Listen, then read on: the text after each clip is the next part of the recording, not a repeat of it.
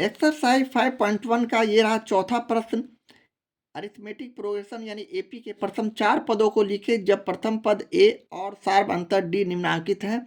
यानी यहाँ प्रथम पद और कॉमन डिफरेंस, फर्स्ट टर्म और कॉमन डिफरेंस दिया हुआ है प्रश्न में। यानी यहाँ प्रथम पद 1 और कॉमन डिफरेंस यानी डी का मान 1 दिया हुआ है।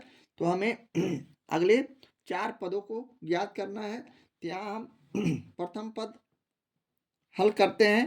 तो प्रथम पद हम T1 से सूचित करते हैं पहला पद को, जो कि प्रथम पद A होता है और यह 1 हो गया। इसी तरह दूसरा पद यानी T2 निकालते हैं। तो हम A प्लस D करते हैं, यानी इसमें सार्व अंतर को जोड़ते जाते हैं। तो 1 और प्लस 1 हो गया तो 2 हो गया। इसी तरह तीसरा पद निकालते हैं तो A प्लस 2D यानी 2D हम इस तरह लिख देंगे। तो A का मान यहाँ 1 और 2 गुने D का मान यहाँ 1। तो हम यहाँ इसे 1 प्लस 2 में 1 से गुना किए तो 3। इस तरह हमारा ये रिजल्ट हो गया 4।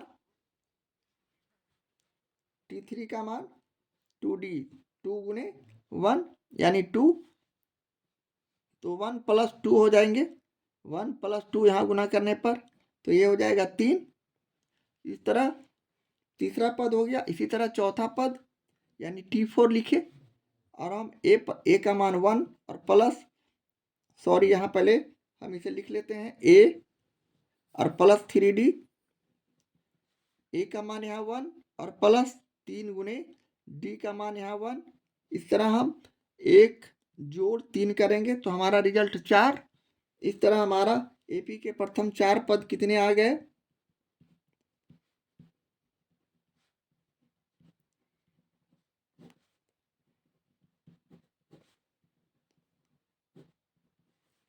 एक, यहाँ से 1 2 3 4, तो हम यहाँ 1 2 3 और 4 लिख देंगे और यही हमारा आंसर हो जाएगा।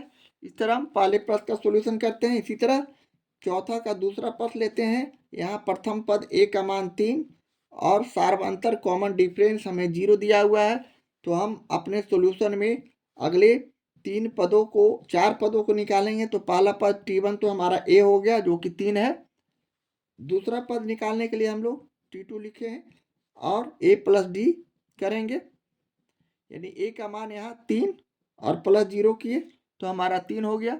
इसी तरह तीसरा पद निकालने के लिए T3 लिखे और ए प्लस 2D लिखे।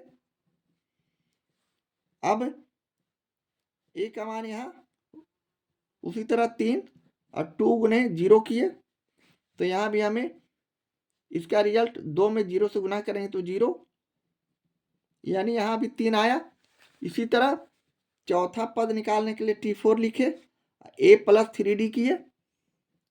ए का मान यहाँ 3 और प्लस 3 गुने 0 किए, इसलिए कि डी का मान 0 है जो कि सभी को गुना करने पर 0 कर देता है। यानी 3 प्लस 0 यहाँ भी हो गया, यह भी 3। इस तरह T4 हमारा इस तरह का हो गया। T2 T3 T4 T1 सभी निकाल चुके हैं, इसलिए अब हम लास्ट में इस तरह लिख सकते हैं एपी के प्रथम 4 पद बराबर सभी हो जाएंगे 3 3 3 और 3, और यही हमारा आंसर हो जाएगा। इस तरह हम प्रश्न 2 का सॉल्यूशन करते हैं। प्रश्न 4 का ये रहा तीसरा प्रश्न। यहाँ प्रथम पद ए 10 और सार्व अंतर यानी कॉमन डिफरेंस डी 10 दिया हुआ है, दोनों का मान 10 10। तो हम प्रथम पद T1 यहाँ निकालने जा रहे हैं। आगामी 4 पद हमें निकालना है। तो T1 यानी प्रथम पद हमारा ए हो गया जो कि 10 है। इसी तरह दूसरा पद T2 निकालने जा रहे हैं, यानी ए प्लस डी। ए का मान यहाँ 10 और प्लस 10 यानी 20। डी का मान यहाँ 20 है और ए का मान भी 10 है, दोनों को जोड़ दिए तो 20। इसी तरह तीसरा पद यानी T3 ए प्लस 2D हो जाएंगे तीसरा पद, यानी ए का मान यहाँ 10 और प्लस 2 गुने 10 कर दिए, यानी 10 प्लस 10 दूनी 20। तो हमारा रिजल्ट हो गया 30। इसी तरह चौथा पद T4 निकालेंगे तो ए प्लस 3D किए। अब ए का मान यहाँ 10 है, अब प्लस 3 गुने डी का मान यहाँ 10 रखे तो 10 प्लस 30 हो गया, 10 तिहाई 30। यानी 40। इस तरह हम अपने एपी के प्रथम 4 पद निकाल चुके हैं। एपी के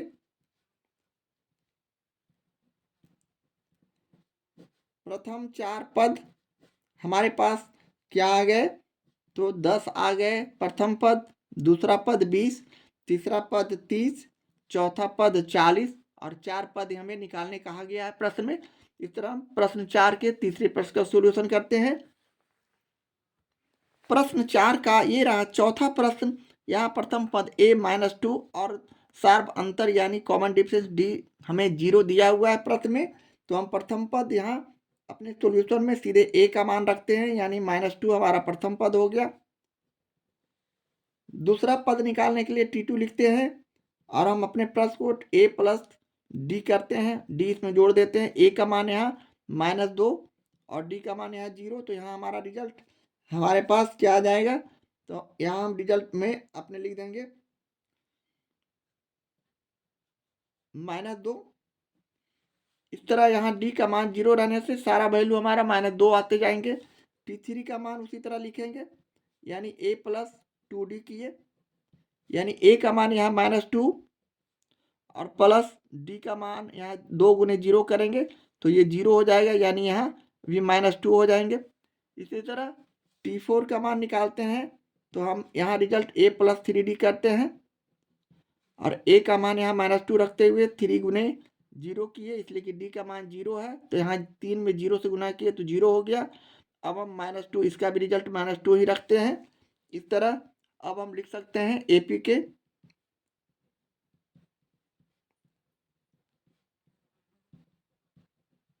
प्रथम 4 पद हमारे पास क्या आ चुके हैं, तो -2 -2 और -2, यानी हमारे प्रॉब्लम में सभी जगह -2 चारों पद का मान आता है और यही हमारा आंसर हो गया, ये हमारा सॉल्यूशन है। इस तरह हम प्रश्न 4 के चौथे प्रश्न का सॉल्यूशन करते हैं। ये रहा प्रश्न 4 का पांचवा प्रश्न। प्रथम पद a बराबर 100 और सार्व अंतर यानी कॉमन डिफरेंस d बराबर -30 प्रश्न में दिया हुआ है। तो हमें अपने सॉल्यूशन में प्रथम 4 पद का निकालना है। तो यहाँ चलिए T1 हम पहले सबसे पहले निकालते हैं। तो T1 बराबर a हो जाता है जो कि 100 है, तो यहाँ हम 100 लिख देंगे। इसी तरह दूसरा पद T2 निकालेंगे तो a प्लस डी करेंगे, यानी a का मान यहाँ 100 और d का मान यहाँ हम -3 देखते हैं, यहाँ d का मान -30 है। इसे हम आगे हल करते हैं तो 100 माइनस ब्रैकेट के बाहर, तो 100 में -30 हो जाएंगे तो हमारा रिजल्ट 70 हो जाएगा। इसी तरह तीसरा पद T3 निकालते हैं तो a प्लस 2d करते हैं, यानी a का मान यहाँ 100 रखते हुए 2 में हम d का मान यहाँ -30 से गुना करते हैं तो हमारा 100 प्लस यहाँ -30 हो जाएंगे, 30 दूनी 60 तो -60 हो जाएंगे। अब इसे हम आगे हल करते हैं, यहाँ 100 है, 100 -60 हो जाएंगे, 100 में 60 चला गया तो हमारा रिजल्ट 40 हो गया। चौथा पद इसी तरह हम निकालते हैं तो a प्लस 3d करेंगे, यानी a का वैल्यू यहाँ 100 है और d का वैल्यू -30 है। तो हम यहाँ उसी तरह अपने सॉल्यूशन में 100 प्लस 3 गुने -30 करेंगे, यानी 100 प्लस 30 यानी 90 -30, यानी 90 यहाँ माइनस हो जाएगा। अब यहाँ इसे हल करेंगे, यानी 100 में -90 करते हैं तो हमारा रिजल्ट 10 आता है। इस तरह हमारा जो ये सॉल्यूशन हुआ, अब 4 सॉल्यूशन हम ला चुके हैं इसलिए लिखेंगे, इसलिए एपी के प्रथम 4 पद हमारे पास क्रमशः क्या आ चुके हैं, तो 100, 70, 40 और 10, जो कि हमारा ये आंसर है, सॉल्यूशन है। इस तरह प्रश्न 4 के 5वें प्रश्न का सॉल्यूशन करते हैं। ये रहा चौथा का छठा प्रश्न। यहाँ प्रथम पद a हमारे पास -1 और कॉमन डिफरेंस यानी d सार्व अंतर 1/2 प्रश्न में दिया हुआ, तो हम पहला पद यानी T1 निकालेंगे तो a हो जाएगा और a का मान हमें यहाँ मालूम है -1। इसी तरह दूसरा पद उसी तरह निकालते हैं तो a प्लस डी यानी यहाँ a का मान -1 और d का मान यहाँ हम प्लस करते हुए d का मान 1/2 करेंगे। अब यहाँ भिन्न का जोड़ हो गया तो एलसीएम निकाले, यानी यहाँ 1 है तो 1 और 2 का लघुत्तम 2 निकाले। अब 1 को 2 से भाग करते हैं तो 2 में -1 से गुना करेंगे तो -2, 2 को 2 से भाग किए 1, 1 को 1 से गुना किए तो 1 हो गया। इस तरह हमारा -2 + 1 में हम जोड़ या घटाव करते हैं तो -1 बचेंगे, -1/2। इस तरह हमारा ये T2 का मान आया। इसी तरह T3 का वैल्यू भी हम निकालेंगे। a + 2d हमारा सूत्र है। अब हम a का मान यहाँ -1 रखते हैं, उसी तरह प्लस 2 गुने d का मान 1/2 किए। अब यहाँ हम 2 और 2 को काट दिए, इस तरह की यहाँ गुना में है। अब -1 और +1 हमारे पास संख्या बचे, जो कि हमें इसे काट देंगे, घटा देंगे तो 0 आ जाएगा। इस तरह तीसरा पद हमारा 0 आ चुका है। इसी तरह चौथा पद इसी तरह निकालते हैं, तो हम चौथा पद निकालेंगे, T4 लिखेंगे और a + 3d करेंगे। a का मान यहाँ -1 + 3 गुने d का मान हम 1/2 रखते हैं इस तरह अपने प्रारूप में, और -1 गुने -1 प्लस ये 3 गुने 1 है तो 3/2 हो जाएंगे। अब ये हमारे पास भिन्न का जोड़ हो गया तो 2 एलसीएम निकाले, लघुत्तम समावर्तक। यहाँ 1 समझते हुए 1 को 2 से भाग किए, नीचे से भाग किया जाता है और भागफल को ऊपर अंश से गुना किया जाता है भिन्न के जोड़ में। तो 1 को 2 से गुना भाग किए तो 2, 2 को -1 से गुना किए तो -2, प्लस 2 को 2 से भाग किए 1, 1 को 3 से गुना किए 3। इस तरह हमारा रिजल्ट -2 + 3 हो गया, यानी हम यहाँ कैलकुलेशन करेंगे तो 1/2 हो जाएंगे। अब हमारे पास 4 पद आ चुके हैं। अब हम अपने रिजल्ट को इस तरह लिखेंगे, इसलिए एपी के अरिथमेटिक प्रोग्रेशन के प्रथम 4 पद बराबर हमारे पास आ चुके हैं -1, -1/2, 0 और 1/2, और ये हमारा आंसर हो गया। इस तरह हम प्रश्न 4 के छठे प्रश्न का सॉल्यूशन करते हैं। प्रश्न 4 का ये रहा 7वां प्रश्न। प्रथम पद a बराबर -7 और सार्व अंतर यानी कॉमन डिफरेंस d बराबर -7 दिया हुआ है प्रश्न में। तो हमें अगला 4 पद को ज्ञात करना है प्रश्न के अनुसार। तो यहाँ T1 हम सीधे लिख देंगे, T1 बराबर a, जो कि -7 है हमारे प्रश्न में। T2 का मान उसी तरह निकालेंगे तो a + d, यहाँ a का मान -7 और प्लस d का मान -7 रखेंगे। अभी से हम आगे हल करेंगे तो -7 -7, यानी ब्रैकेट हटाते हैं तो माइनस के माइनस हु बहु लिख दिया जाता है। इस तरह का हम प्रश्न बना चुके हैं। तो इस -7 और -7 को जोड़ दिए तो -14 हो गया। इसी तरह T3 का वैल्यू हम लिखेंगे तो a + 2d करेंगे, यानी -7 + 2 गुने -7 यानी -7 जोड़ 7 दूनी 14 किए -14 हो जाएगा। अब हम ब्रैकेट तोड़ेंगे तो -7 और -14 जिसे जोड़ेंगे तो हमारे पास रिजल्ट -21 हो जाएंगे। इस तरह हम अगले T4 का मान निकालते हैं तो a + 3d हो जाएंगे, यानी a का मान -7 और प्लस 3 गुने d का मान यहाँ -7 रखेंगे, इसलिए कि दोनों का मान -7 और -7 है। अब यहाँ से हम लोग -7 प्लस 7 या 21 गुना करते हैं 3 को -7 से तो -21 आएंगे। अब हम -7 और प्लस ब्रैकेट हटाते हैं तो -21 हो जाते हैं। अब 21 में 7 जोड़ देंगे तो 28 -28 हो जाएंगे। इस तरह हमारा प्रथम 4 पद आ चुके हैं एपी के, इसलिए लिख देंगे एपी के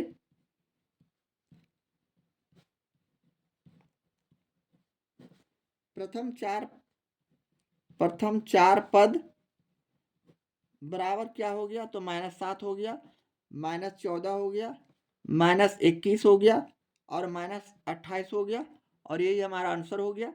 इस तरह हम प्रश्न 7 का सॉल्यूशन करते हैं। प्रश्न 4 का ये रहा अंतिम और 8वां प्रश्न। यहाँ प्रथम पद a 1.0 और सार्व अंतर यानी कॉमन डिफरेंस d बराबर 0.1 दिया हुआ है। तो हमें प्रथम 4 पद को निकालना है अपने प्रश्न के अनुसार, यानी T1 हमारा यहाँ हो जाएगा प्रथम पद a जो कि 1.0 है। दूसरा पद T2 निकालने के लिए हमें A प्लस D करना होगा। A का मान यहाँ उसी तरह 1.0 और प्लस करते हुए D का मान यहाँ 0.1 लिखेंगे। अब इसे हम जोड़ते हैं। रफ वर्क में अगर नहीं समझ में आता हो तो 1.0 और 0.1 इस तरह किए तो हमारा 1.1 आंसर आएगा इसका। इसी तरह T3 का मान यानी तीसरे पद का मान A प्लस 2D करेंगे। A का मान यहाँ 1.0 और प्लस 2 गुने D का मान यहाँ 0.1 रखते हुए हम इसे आगे बढ़ाते हैं अपने कैलकुलेशन को। तो 1.0 प्लस इसमें 2 से गुना करते हैं तो हमारा रिजल्ट 0.2 आएगा, जिसे हम जोड़ देंगे तो 1.2 हमारा आंसर होगा। ये भिन्न दशमलव का जोड़ है, सामना सामने लिख के जोड़ते हैं। 0 और 2 को जोड़े तो 2 दशमलव दिए और 1 और 0 को जोड़े तो 1। इस तरह हम इसका कैलकुलेशन करते हैं। T4 का मान चौथा पद का मान हम A प्लस 3D करेंगे। या A का मान 1.0 और प्लस 3 गुने D का मान यहाँ 0.1 है तो 0.1 रखे। अब इसे हम आगे हल करते हैं तो 1.0 प्लस 3 में 0.1 का गुना करते हैं तो हमारा रिजल्ट 0.3 आएगा। अब इसे हम जोड़ेंगे तो हमारा रिजल्ट 1.3 होगा। तो हम यहाँ 1.3 लिखेंगे।